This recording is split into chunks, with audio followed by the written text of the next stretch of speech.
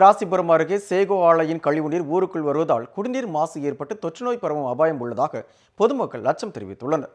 நாமக்கல் மாவட்டம் ராசிபுரம் அடுத்த வெண்ணந்தூர் ஒன்றியத்திற்கு உட்பட்ட வடுகம்பாளையம் கிராமத்தில் சுமார் 500க்கும் மேற்பட்ட குடும்பத்தினர் வசித்து வருகின்றனர்.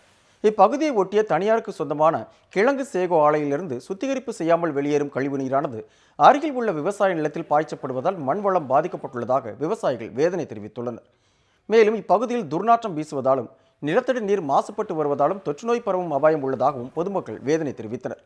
இதுகுறித்து மாவட்ட நிர்வாகத்திடம் பலமுறை மனு அளித்தும் எந்தவித நடவடிக்கையும் எடுக்கப்படவில்லை எனவும் அப்பகுதி மக்கள் குற்றச்சாட்டு தெரிவித்துள்ளனர். இங்கே வந்து பக்கத்தில் கிழங்குல பெரிய மில்லாக கட்டியிருக்காங்க. இங்கே கொசு தொல்லை தாங்க முடியல. தண்ணி இங்கே தான் ஊருக்குள்ளே அதிகமாக வந்துட்டு இருக்குது. தண்ணி போர் பைப் போட்டிருக்காங்க. போர் பைப்பு பூரா தண்ணி கெட்ட தண்ணியாக ஆகி போச்சு. கிழங்கு தண்ணியாக தான் தண்ணி கவிச்சு அடிக்குது. பக்கத்தில் இருக்க முடியல. கொசு தொல்லை தாங்க முடியல. குழந்தைங்களுக்கு நோய் நொடி வருது. எங்களுக்கு இருக்கிறவங்க பெரியவங்களுக்கு அதுக்கு நோய் நொடியாக வருது. நீங்கள் வந்து கவர்மெண்ட் பார்த்து எங்களுக்கு வந்து ஏதோ ஒரு சப்போர்ட் பண்ணுங்கள். இதை வந்து நீக்கப்படுங்க தண்ணியை.